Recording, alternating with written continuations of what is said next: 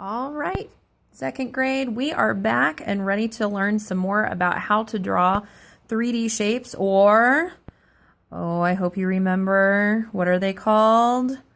Forms. I hope you are saying forms because that's what I need you to remember. We are drawing forms.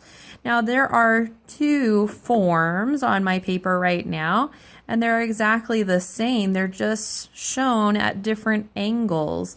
They look kind of weird because they're side by side, but if I fold them in half, we have one that looks that way. That makes sense. And then we have one that looks that way. It's like it's turned down, or we're even looking up above it like a bird or maybe a really tall person standing above it. Okay, so we have the same form, just in different directions or different what we call perspectives. Okay, what is the name of this form? Oh, I hope I hear you guys saying cube, because yes, it is a cube. If the sides were taller, like if we were to take this and make it taller, what would we call that? I hope you're saying rectangular prism, because you are right. A cube and a rectangular prism are very much alike when drawing. You just make one taller or wider, and that would make it more a rectangular prism. All right, so I'm going to show you how to do that.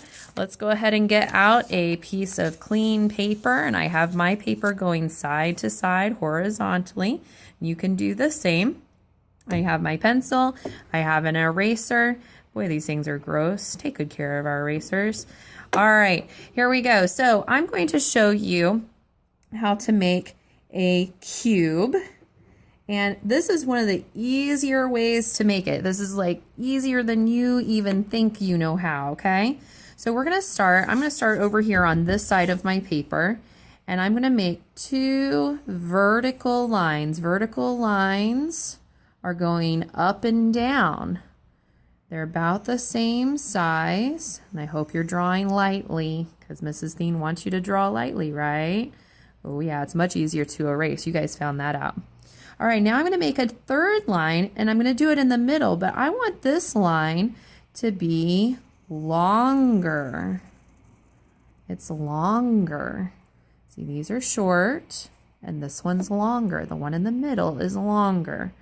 Okay, so I remember doing something similar to this when we did the pyramid. We had a longer line in the middle, and I said, okay, now we just have to connect these, connect the bottoms.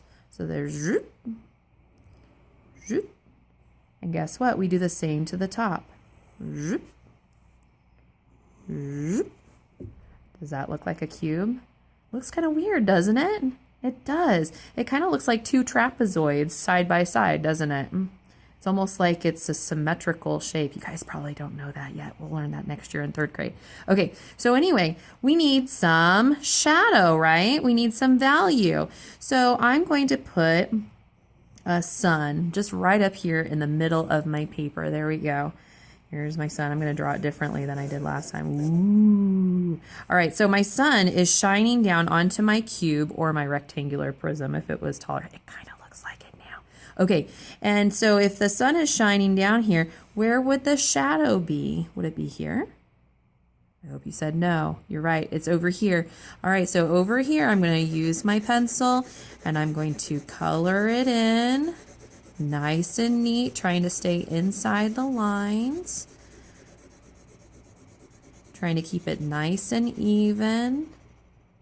And then I'm going to fill in the extras right at the edge. And use that finger, my blending finger.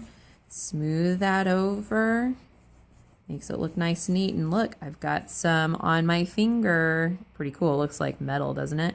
Look, I'm going to take that and I'm going to go over this other side here. Ooh. And that makes it look shadowed. Is this looking a little less flat now? I hope so. If it's not, let's give it some more shadows and things. Let's give that horizon line so we know that it's sitting on something. and it needs a cast shadow. So if here's the shadow here, the cast shadow is going to be coming off this way. Just like that. Use your finger, smudge it out. That looks pretty good. Now it looks like it's popping off the page, doesn't it? Definitely. All right, so now I'm going to do the other way of drawing a cube or a rectangular prism. Depends on you.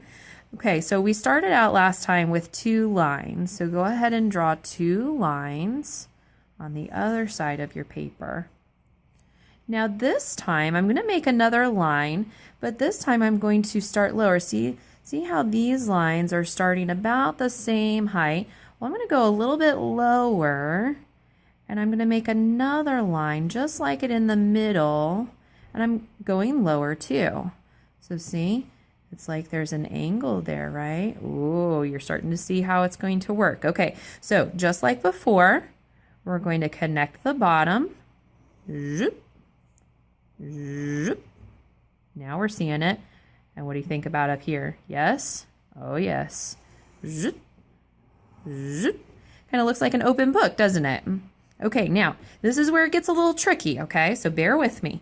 All right, so we need to find the shape up here. And I don't want to just make a square or a triangle or anything like that. It's not going to look right.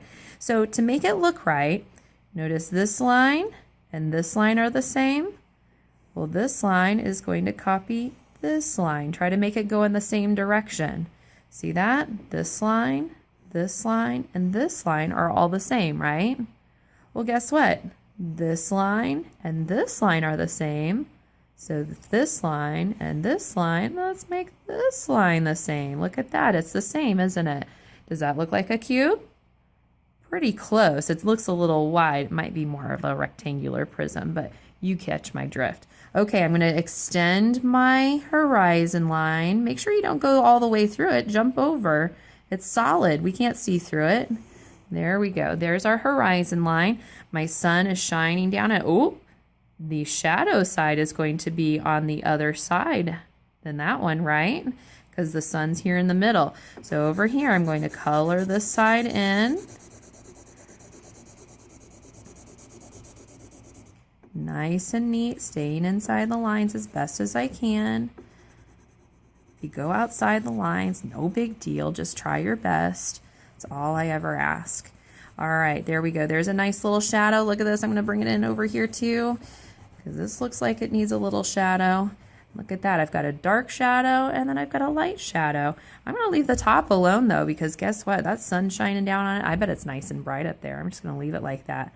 All right, so now here we go. Here's our cast shadow going in a different direction. You notice I'm always like doing this cast shadow. It's like pointing at the sun, going in the same direction. Yeah, there's a reason for that. Kind of helps to give a sense of direction. There we go. There is our cube with a shadow. Very nice. I'm sure yours are nice too. All right, so what can we do with these? Well, we can do lots of different things. Now,